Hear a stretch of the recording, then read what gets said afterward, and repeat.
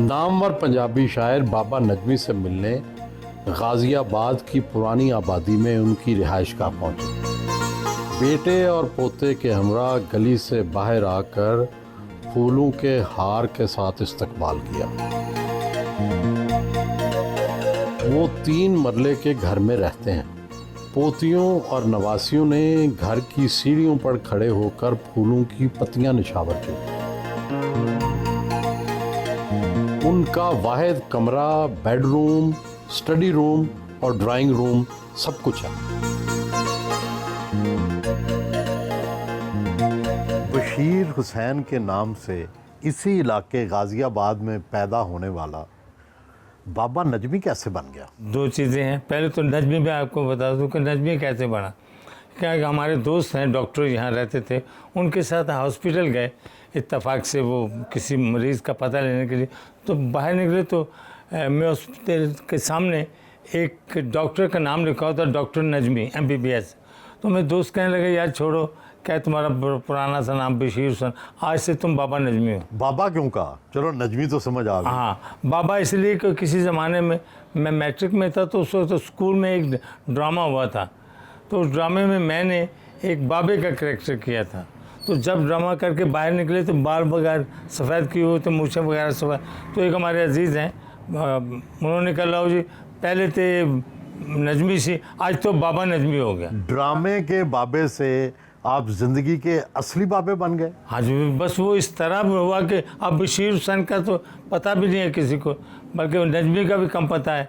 बाबा बाबा बाबा बस यही मशहूर हो गया। कहाँ तो आपने ज़िंदगी का आगाज़ फिल्मी दुनिया से किया जी, और फिर जाहिर है अक्सर शायरों की तरह सब कुछ लुटा दिया जी, और फिर अदब की दुनिया में आ गए। अदब की दुनिया के बीच में सर इस तरह है कि मैं जैसे हालात ख़राब हो गए, काफ़ी देर निकालते थे, मेरा मकान वगैरह सब कुछ रह गया। तो फिर उसके बाद ये ऐसा हुआ कि मेरे पास ऐसा भी नहीं था कि मैं जब लक्ष्मी जाता था तो तकरीबन मेरे पास किराया भी नहीं होता था। कई माह पैदल जाता रहा और आता रहा। इसके बाद मैंने फैसला किया कि अब मुझे यहाँ नहीं रहना। एक दोस्त आए कराची थे, उन्होंने कहा वहाँ काम ही देख। तो फिल्मी दुनिया में क्या क्या किया? सबसे पहले तो हमने 7 फिल्में बनाई हैं। मिर्ज़ा जट, निके उदन दा पैर, तीरा नहीं, मेरा ना पाटेगा और मेरा ना पाटेगा आज मैं काम भी किया है। क्या करते थे उन फिल्मों में? मैं उस ज़माने में जी ऑफिस मैनेजर, यानी कि फिल्म सेल करना, मैं सेल करता था उस ज़माने में फिल्में जो। लेकिन कराची जाकर आपने कारें धोने का काम शुरू कर दिया? कोई काम ही नहीं था तो बच्चों को तो पालना ना था, बच्चे कैसे पालता। लिहाजा वहाँ जाकर मैं गाड़ियाँ धोता था सुबह से लेकर शाम तक। पहले काम तलाश करता था, उसके बाद उसे करना होता। हर गाड़ी साफ़ करने में तकरीबन 3 साढ़े 3 घंटे लगते हैं। तो उसके बाद वो जो भी उस वक्त की उजरत थी, आज तो खैर बहुत हो गई, उस ज़माने में 50 रुपये भी होते थे, 100 रुपये पूरी गाड़ी का, यानी कि 3 घंटे की मजदूरी थी, उसमें 100 रुपया मिलना था। इस तरह वो 35 साल इसी तरह गुजर गए। बच्चे वहाँ पैदा हो गए, वहाँ फिर उनको स्कूल वगैरह डाल दिया, उन्होंने तालीम हासिल की जितनी भी कर सके। मेरी बेटियाँ 2 जो हैं वो MA हैं और बाकी बेटा मेरा एक बड़ा जो है वो उसने BA किया, बाकी नहीं, एक बच्चा मैट्रिक तक रहा, बस इस तरह। उसके बाद 35 साल के बाद फिर मैं, और वहीं से मैं लंदन गया, इत्तेफाक शायरी के मैदान में आ गया 1980 में। 1980 में पहले मैंने गज़ल जो लिखी वो 1980 में लिखी थी। एक मुशायरा हुआ था कराची में जिसकी सदारत तारिक अजीज़ साहब ने की थी। उसमें जॉन भाई, मोहसिन भोपाली साहब और बेशुमार लोग पंजाबी के शायर भी थे, गुलाम साहब, तौकीर चुगताई उसमें शामिल थे। बट उसके बाद वो मुशायरे के बाद फिर ऐसा हुआ कि मैं उसके कराची उसमें एक गज़ल लिखी थी बड़ी मुश्किल से ताज़ा, कि मिट्टी पानी सच्चा इक्को पक्कियां भी एक पट्ठे। मिट्टी पानी सच्चा इक्को पक्कियां भी एक पट्ठे। ए क्यों नाली विचने लगियां ओ क्यों महल दे मत्थे। ते माड़े नू वक बनन नालों तगड़े दे संग पन्नो। माड़े नू वक बनन नालों तगड़े दे संग पन्नो। सांझी खुरली विचों जेड़ा खाने देंदा पट्ठे। ते साडे विच कमी है केड़ी सानू आखो कमी। साडे नाल खलो के वेखन राजे चीमे चट्ठे। ते परिया दे विच तां जावांगा शर्त मेरी जे मनो।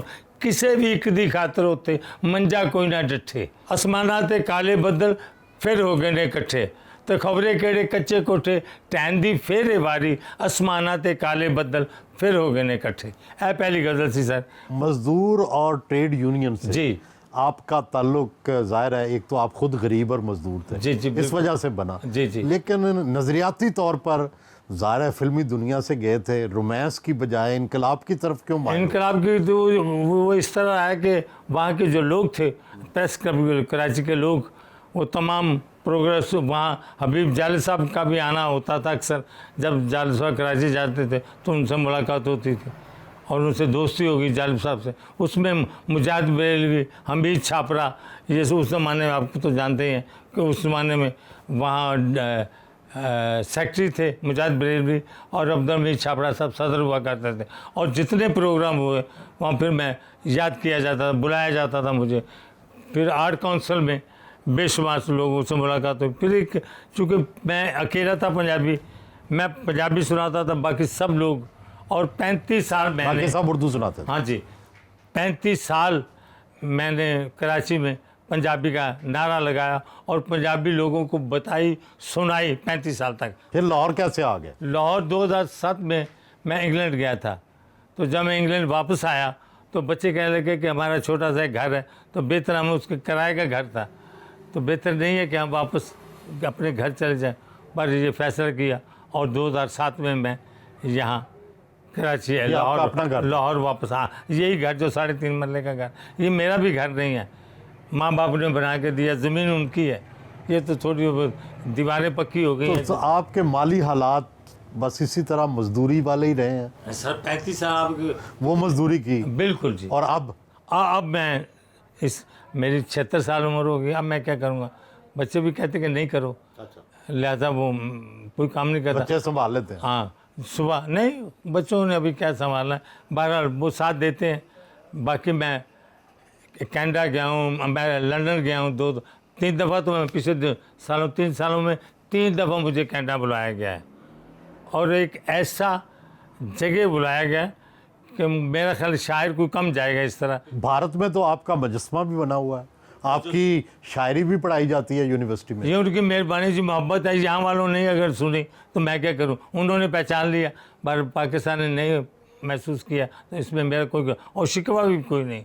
उन्होंने 2 जगह सर मुजस्समे लाए। बरनाला के बाहर एक इलाका है, उन्होंने ज़मीन लेके लोगों के, गांव के बाहर एक ज़मीन लेके उसमें 7 मुजस्समे लाए हैं, जिसमें रंजीत सिंह का और गुरशंकर बंदर, गुलाब कौर एक करेक्टर हुआ था जो राजा रंजीत सिंह की बीवी गुलाब कौर के हवाले से, और बाबा बुल्ले शाह का। और बाबा बुल्ले शाह के साथ मेरा छोटा, वो 6 छोटे लगे, छोटा सा एक मेरा भी वो थोड़ा सा नीचे बना के ऊपर उन्होंने मुजस्समे रखे। अभी कुछ 6 महीने की पहले की बात है, मुझे फ़ोन आया इंडिया से, एक दोस्त है कुलदीप सिंह। उन्होंने कहा बाबा जी हमने आपको सिलेबस, बीए के सिलेबस में शामिल कर लिया। मैं क्या क्यों? कहते जी उसमें गंगा यूनिवर्सिटी है इंडिया में, बीकानेर के पास, तो वहाँ उन्होंने मुझे अपने सिलेबस पे बल्कि किताब भी भेज दी उन्होंने, और लिखा गया कि जब तक ये किताब नहीं पढ़ी जाएगी बच्चे को इम्तहान में बैठने की इजाज़त नहीं होगी। एक बड़ी देर से ख्वाहिश है कि मैं अभी आपको दिखाऊंगा, पिछले दिनों मुझे फालिज हो गया था तो इसलिए थोड़ी सी ज़बान जो मेरी सही नहीं, तो एक बहुत आपकी वजह से अगर कोई मैं अपने मन की बात कर दूं, वो मन की मेरी बात ये है कि जब मैं पहली दफ़ा कराची से लाहौर आया तो एक दिन अचानक मैं बैठा हुआ था बाहर, तो मैंने कहा सोचा, तो एक पढ़ा कि ये तंजीमें हैं जो लोगों की खिदमत करती हैं, तो मैंने कहा मुझे भी अपने लोगों के लिए कुछ करना चाहिए, शौरा के लिए। लिहाजा मैंने जनाब 1000 रुपये का आज 10 साल पहले उसमें फ़ोन में बैलेंस करवाया और तमाम मेरे जितने दोस्त हैं उनको फ़ोन करना शुरू कर दिए कि मेरा ये प्रोग्राम है, वो ये है कि पाकिस्तान में जो सॉरी पंजाब है, इसमें जहाँ भी जिस शायर का भी घर नहीं है उसे 5 मरले का प्लॉट दिया उसे जाए, जिसका नहीं है, जैसे कि मैं हूँ, मेरा है, मुझे नहीं दिया जाए, लेकिन जिनके पास नहीं है उन्हें दिया जाए।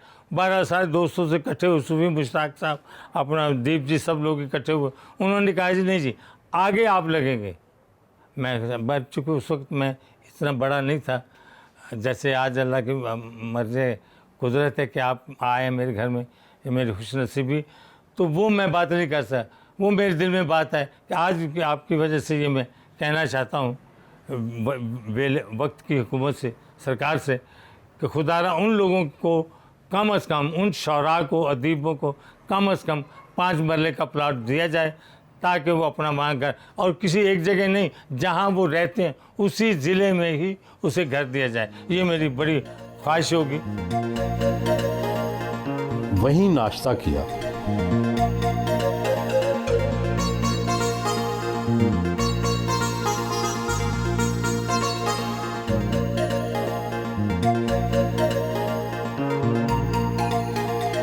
फैमिली से मिले।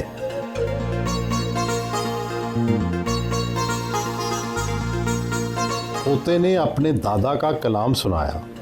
मस्जिद मेरी तू क्यों टावे मैं क्यों तोड़ा, मंदिर नू आजा दोवें बह के पढ़िए एक दूजे दे अंदर नू, सदियां मांगू अज भी कुछ नहीं जाना, मस्जिद मंदिर दा लो ते तेरे मेरे लगना तेरे मेरे खंजर। वाह वाह वाह वाह वाह वाह, जबरदस्त जबरदस्त। लहू ते लगना तेरे मेरे खंजर।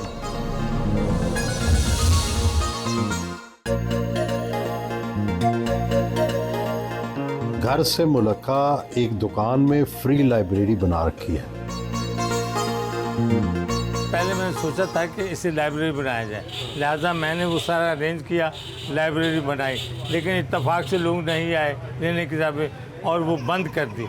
उसके बाद अब फिर दोबारा मेरा इरादा है कि मैं इसे नानक बुल्ला के नाम से लाइब्रेरी को बनाऊं, और इत्तेफाक है कि आप आए हैं तो मैं बता दिए कि आपको मैं ये चाहता हूँ कि आइंदा यहाँ दुकान भी बन सकती है। हाँ, दुकान बन सकती है, मेरे पैसे भी आ सकते हैं, लेकिन मुझे उसकी कोई गर्ज नहीं। मेरा शुक्र रोटी चल रही, लेकिन मैं चाहता हूँ कि मेरे इलाके के लोग जो हैं वो कम से कम किताब पढ़ें। मकसद सिर्फ है कि पंजाबी पढ़ें या उर्दू पढ़ें, किताब पढ़ें। चिंगची रिक्शा पर बैठकर घर से रवाना हुए।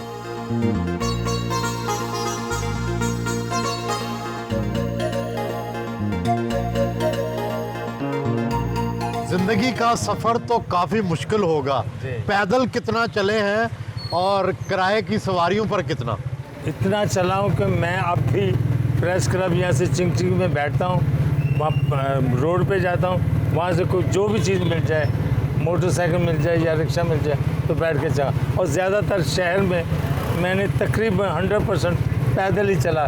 प्रेस क्लब से अलहमरा आड़कों से पैदल, मार रोड पैदल, और सफाले चौक पैदल। गुर्बत में ज़िंदगी गुजारी, मजदूरी की, कभी फाके भी देखे, और सबसे अच्छा खाना कहाँ खाया? मैंने ऐसा कभी नहीं किया कि मेरे पास पैसे हैं या जेब में तो मैं कहूँ कोई बहुत बड़े होटल में जाके 1500 या 2000 का खाना खाऊँ, ऐसा नहीं है। मेरे प्रेस क्लब जाता हूँ, जो पका होता है आपको पता है। जिस दिन फाके थे ज़िंदगी में, उस दिन कैसा महसूस किया? को बस ठीक है, ज़िंदगी ऐसे भी तो गुजर सकती, कुछ ज़रूरी तो नहीं है कि हर वक्त इंसान के पास सरमाया होना चाहिए। कभी ऐसे वक्त भी आता है कि इंसान के पास कुछ नहीं होता और वो बर्दाश्त करना पड़ता। हमारे तबके के लोग, जितने भी गरीब लोग हैं, मजदूर हैं, वो अपने ज़िंदगी का गुजारने कर रहे हैं ना, गुजारा, तो बस शुक्र है, इसमें शिकवा नहीं है कोई, मेरे अंदर कोई शिकवा नहीं है। सबसे अच्छा खाना या सबसे पसंदीदा खाना कौन सा है? जो मिल जाए। फ्रूट कौन सा? फ्रूट मैं ज़्यादातर आम पसंद करता हूँ। हाँ, आम, बल्कि यूँ कह लीजिएगा कि मैं कभी आम के बगैर खाना नहीं खा सकता। आम एक गर्मियों में? हाँ जी, गर्मियों में? जी हाँ, रख के तो साथ खाना खाता हूँ।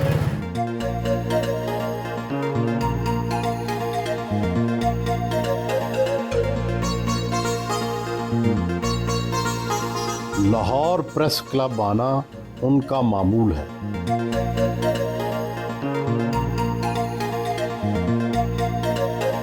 सदर लाहौर प्रेस क्लब अरशद अंसारी और दूसरे सहाफ़ियों ने इस्तकबाल किया। लाहौर प्रेस क्लब आपके दूसरे घर की तरह है। आप तकरीबन रोज़ाना यहाँ आते हैं। यहाँ क्या सरगर्मियाँ होती हैं जिनमें आपकी दिलचस्पी होती है? एक्टिविटीज़ ये हैं, जो यहाँ की जो अदबी कमेटी है उसमें भी मेरा थोड़ा सा दखल है। तो यहाँ अब मैं सुबह आता हूँ, जब जितनी देर जी चाहता है बैठता हूँ, उसके बाद वापस शाम को घर, और अक्सर प्रोग्राम होते रहते हैं। आप लाहौर में जमे पले, फिर कराची में बहुत साल रहे।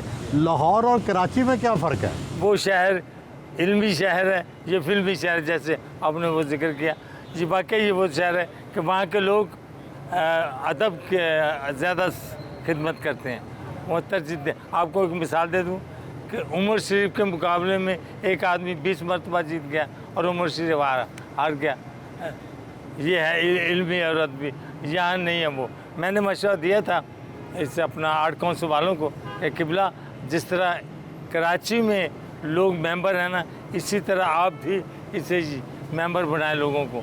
ये आवाम की बजाय के गवर्नमेंट की तहवील में हो, इससे बेहतर है कि इसे आवाम के लिए खोल दिया जाए, आवाम इसके मेंबर हों और आप मेंबर साजी करें। जो सहाफ़ी और शायर और अदीब जो है मिल के इन्होंने जो तहरीकें चलाई कराची से, आप भी उनका हिस्सा थे? उस ज़माने में निसार साहब भी जाते वहाँ, निसार उस्मानी साहब, हाँ, मिनहाज बरना साहब वहाँ होते थे, फिर ज़्यादा हिना साहब यहाँ आती थी, मुजाहिद बरेल भी वहाँ होते थे। सभी मतलब कि शाम को एक जमघटा होता था, लोग बैठते थे, गुफ्तगू करते थे। और एक आपको यहाँ बता कि एक दफ़ा जब नवाज शरीफ साहब का दौर था और इन्होंने एक कानून साजी की थी, और वह कानून साजी ये थी कि जो शनाख्ती कार्ड है ना, उसमें मजहबी खाना बनाया जाए, जिसके खिलाफ एहतजाज हुआ कराची में, और कराची में एक्शन कमेटी बनी, और उस कमेटी के तहत एक बहुत बड़ा प्रोग्राम हुआ। उस प्रोग्राम में ज़ायदा इना, मिनहाज बरना साहब, अब्दुल मीर छापरा, बिशप हैदराबाद और सियासी लोग भी वहाँ आए।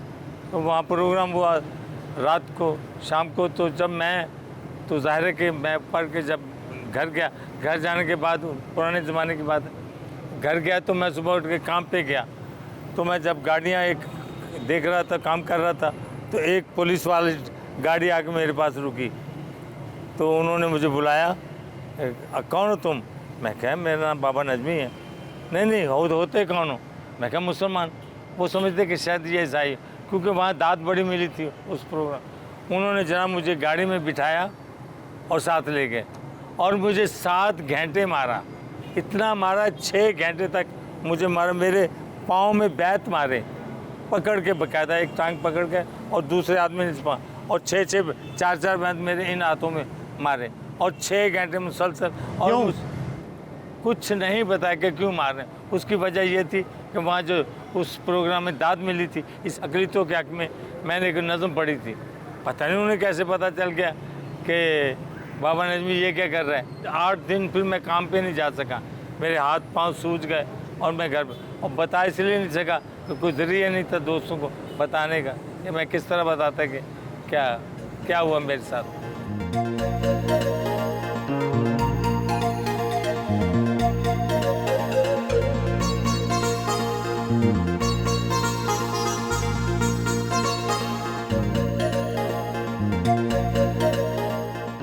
बाबा जी जो हैं हमारे ऑनरी लाइफ मेंबर हैं, इनकी जो लिटरेचर में खिदमत है, स्पेशली जो बाबा नजमी ने पंजाबी ज़ुबान की फ़रोग़ के लिए और जो काम किया, और ये बड़े ज़बरदस्त पंजाबी इनकलाबी शायर हैं।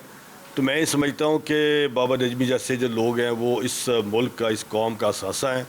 वो इस प्रेस क्लब की एक फ़ैमिली की तरह हैं, हमारे साथ बैठते हैं, गप्पे लगाते हैं, चाय पीते हैं, खाना खाते हैं, और ज़्यादा वक्त मेरा ख्याल है इनका प्रेस क्लब के सहन में, प्रेस क्लब के कैफेटेरिया में, प्रेस क्लब की लॉबी में या प्रेस क्लब के हॉल में गुजरता है।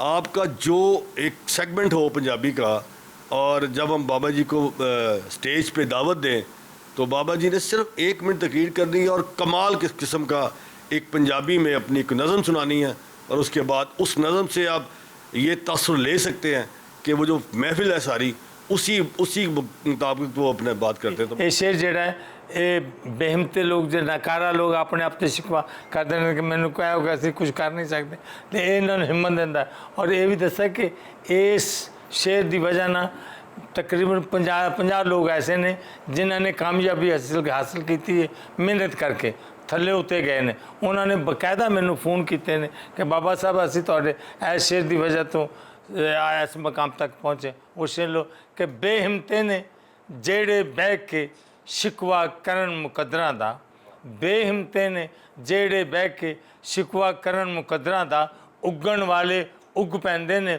ਸੀਨਾ ਪਾੜ ਕੇ ਪੱਥਰਾਂ ਦਾ, ਤੇ ਮੰਜ਼ਿਲ ਦੇ ਮੱਥੇ ਦੇ ਉੱਤੇ ਤਖਤੀ ਲੱਗਦੀ ਉਹਨਾਂ ਦੀ ਜਿਹੜੇ ਘਰੋਂ ਬਣਾ ਕੇ ਟੁਰਦੇ ਨਕਸ਼ਾ ਆਪਣੇ ਸਫ਼ਰਾਂ ਦਾ।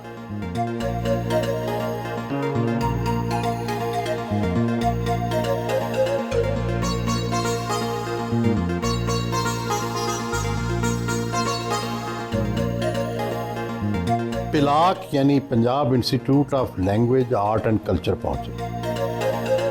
डीजी पिलाक बीनश फातिमा शाही और उनके अमले ने बाहर आकर खसूसी तौर पर इस्तकबाल किया।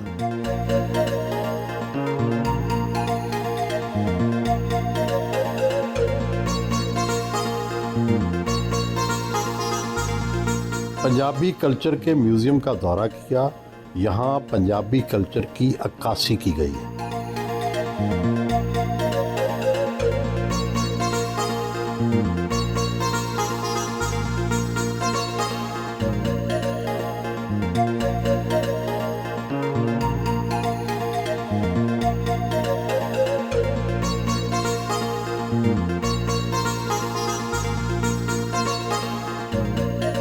पंजाबी बैठक में बैठकर रवायती हुक्का के कश लगाए।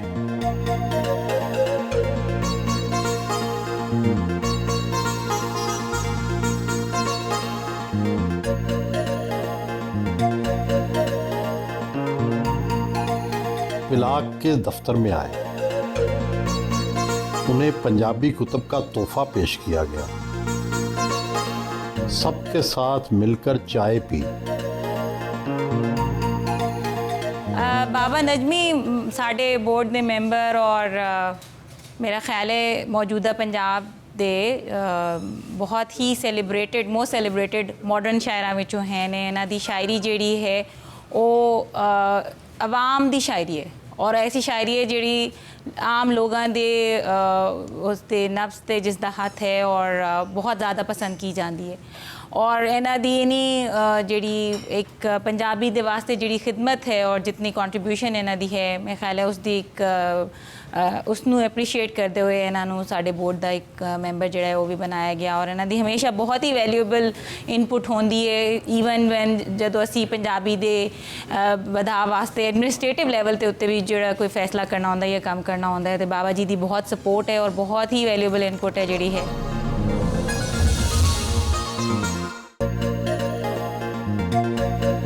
अपनी दोस्त और इंसानी हकूक़ की एक्टिविस्ट सईदा अदीब से मिलने गार्डन टाउन में उनके दफ्तर पहुंचे।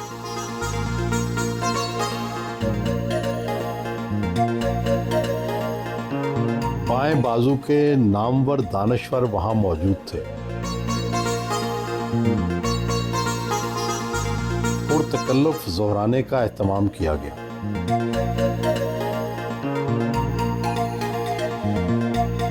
फैज़ और जालब के बाद शायद ये अब बाबा नजमी ऐसे हमारे पास शायर हैं जिनका एहतराम भी बहुत ज़्यादा है और जिनको लोग सुनना पसंद करते हैं।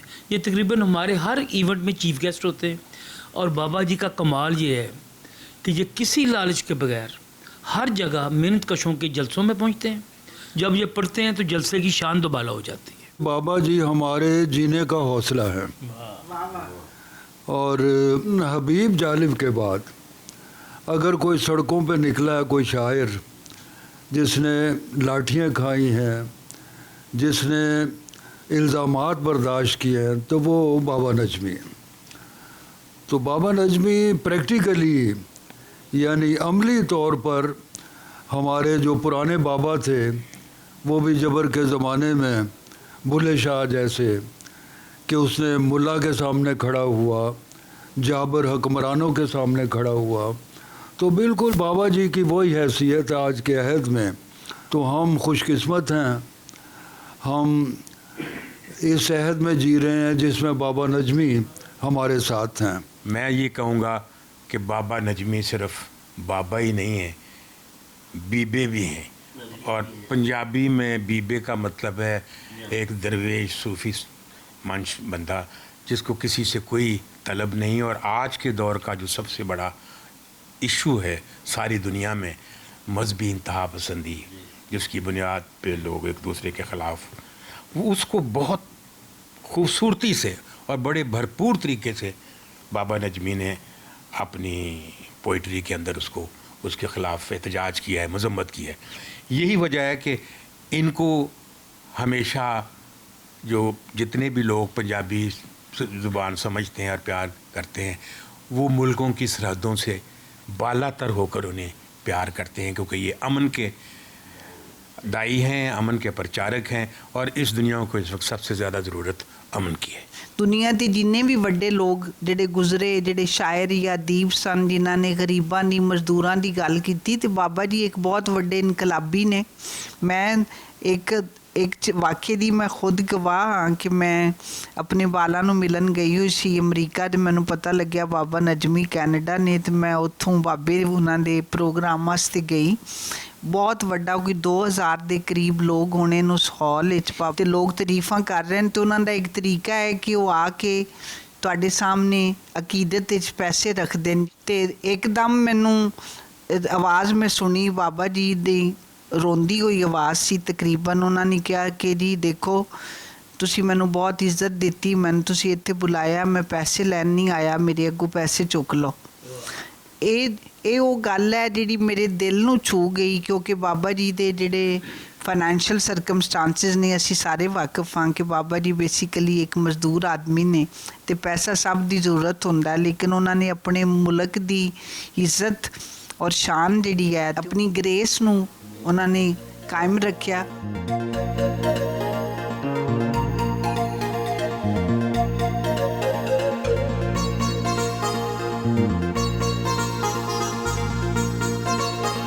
रायविंड पहुंचे।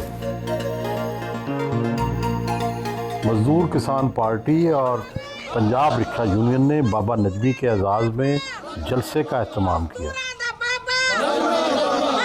हार पहनाए गए।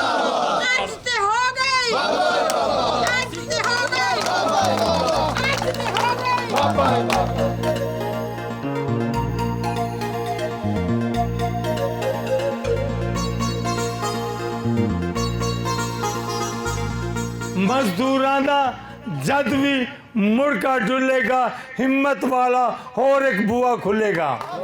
ਮਜ਼ਦੂਰਾਂ ਦਾ ਜਦ ਵੀ ਮੁੜਕਾ ਡੁੱਲੇਗਾ, ਹਿੰਮਤ ਵਾਲਾ ਹੋਰ ਵੀ ਇੱਕ ਬੂਆ ਖੁੱਲੇਗਾ। ਤੇ ਸਾਡਾ ਹੱਕ ਨਹੀਂ ਦਿੰਦੇ ਜਿਹੜੇ ਐਸੀ ਤੈਸੀ ਉਹਨਾਂ ਦੀ, ਸਾਡਾ ਹੱਕ ਨਹੀਂ ਦਿੰਦੇ ਜਿਹੜੇ ਐਸੀ ਤੈਸੀ ਉਹਨਾਂ ਦੀ, ਹੁਣ ਨਹੀਂ ਦਿੰਦੇ खुले वेड़े ऐसी तैसी उन्हों दी। ना ते मेरा भी ये रांझा पर मैं मंजली वाला नहीं, ना ते मेरा भी ये रांझा पर मैं मंजली वाला नहीं, और टुकन ते सही बाबा खेड़े ऐसी तैसी उन्हों दी।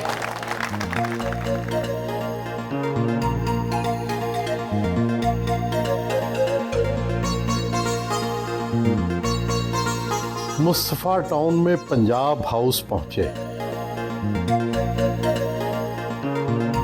नामवर पंजाबी सहाफ़ी मुदस्सर इकबाल भट्ट और पंजाबी लीडर इलियास घुम्मन ने इस्तकबाल किया। उन्हें फूलों के हार पहनाए गए।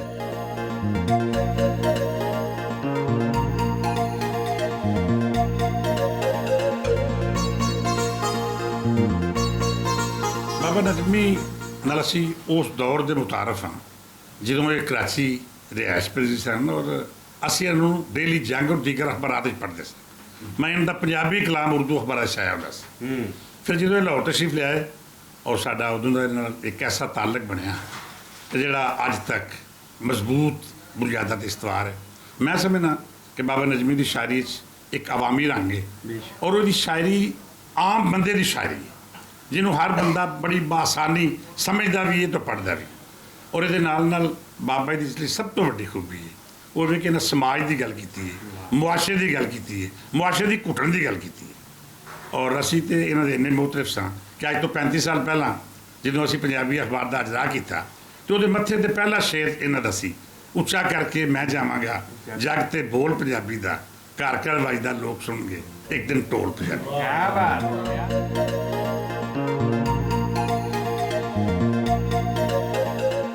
बाबा नजमी साहब करना एक तस्वीर की ओर।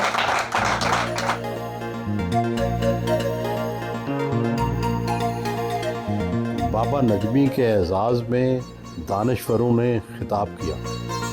एक बाबा जी का कलाम है, उठ गरीबा भंगड़ा पा, क्या बात है, भूखा अपना ढिड वजा, क्या बात, उठ गरीबा भंगड़ा पा, भूखा अपना ढिड वजा, जश्ने पाकिस्तान मना, उठ गरीबा भंगड़ा पा, भूखा अपना ढिड वजा।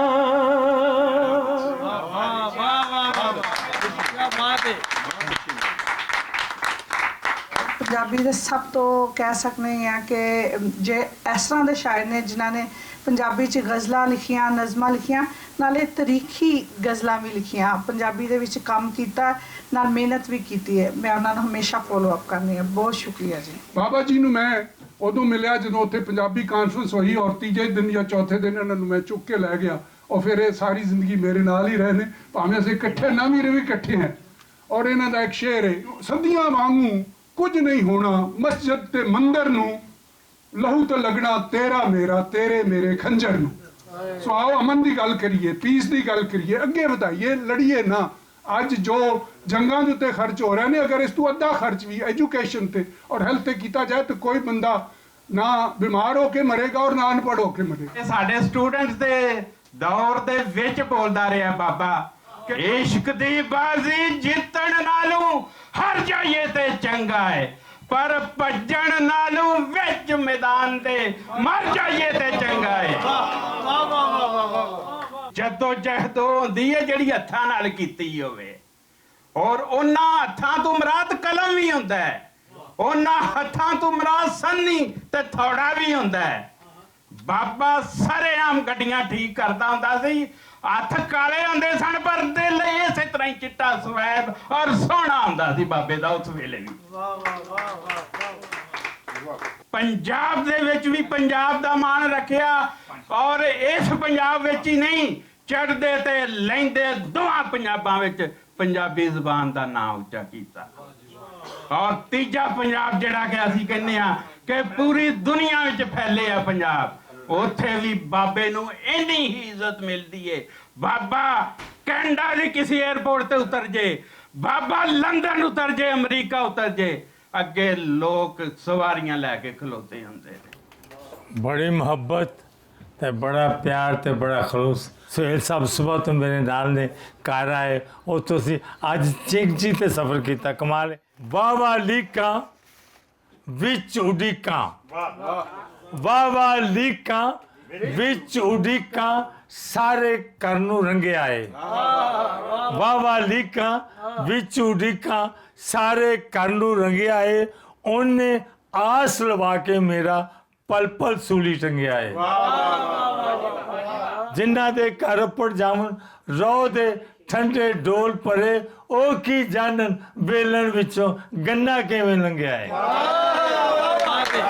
सुनो कि तीजा सूरज डुबन वाला भुखे बाल ने सुते, तीजा सूरज डुबन वाला भुखे बाल ने सुते, वेड़े फूड़ी विछ ना जावे तेरे दान तो पहला, वेड़े फूड़ी विछ ना जावे तेरे जान तो पहला। ते सुनो कि धरती उत्ते ढारा भी नहीं, बाल रड़े ते सुते, धरती उत्ते ढारा भी नहीं, बाल रड़े ते सुते, ओ मैं की सांभा बाबा नजमी बदल आन तो पहला, मैं की सांभा बाबा नजमी बदल आन तो पहला। दो शेर मजदूरों के बारे ना कहे तो मजा नहीं आना। मैं आशिक हाँ मजदूर दा की दसा अपना नाम, मैं आशिक हाँ मजदूर दा की दसा अपना नाम, मैं वेखा इंज मजदूर नू जिवें पुत नू वेखे मां। मैं सुहेल साहब 35 साल हो चले ने ये शेर पेशानी ते छप रहा भुलेखा दी ते जे मैं सुना लगा।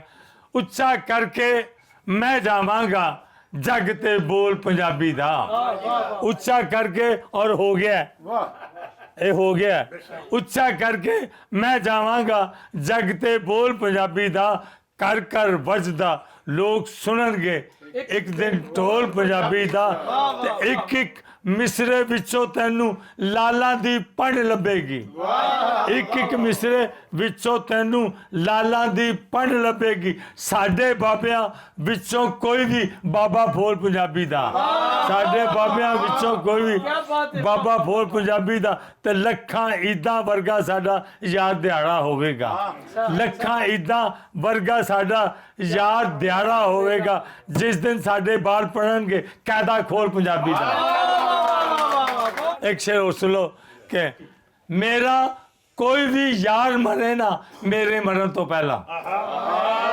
मेरा कोई भी यार मरे ना मेरे मरण तो पहला यारां विचों प्यार मरे ना मेरे मरण तो पहला ਉਹ ਸਾਡੀ ਮਾਂ ਬੋਲੀ ਪੰਜਾਬੀ ਏ ਪੰਜਾਬੀ ਬੋਲਾਂਗੇ ਉਹ ਸਾਡੀ ਮਾਂ ਬੋਲੀ ਪੰਜਾਬੀ ਏ ਪੰਜਾਬੀ ਬੋਲਾਂਗੇ ਓਏ ਅਸੀਂ ਧੀ ਪੁੱਤਰ ਪੰਜਾਬ ਦੇ ਪੰਜਾਬੀ ਬੋਲਾਂਗੇ ਨਾ ਗਾਣਾ ਅੰਗਰੇਜ਼ੀ ਗਾਣਾ ਨਾ ਗਾਣਾ ਜਾਪਾਨੀ ਨਾ ਗਾਣਾ ਅੰਗਰੇਜ਼ੀ ਗਾਣਾ ਨਾ ਗਾਣਾ ਜਾਪਾਨੀ ਬਣਨਾ ਏ ਤੇ ਬਣ ਜਾ ਕੁੜੀਏ ਦੇ ਪੰਜਾਬ ਦੀ ਰਾਣੀ ਤੈਨੂੰ ਪਿਆਰ ਦੇ ਤਰਾਜ਼ੂ ਵਿੱਚ ਆਪ ਤੋਲਾਂਗੇ ਸਾਡੀ ਮਾਂ ਬੋਲੀ ਪੰਜਾਬੀ ਏ ਪੰਜਾਬੀ ਬੋਲਾਂਗੇ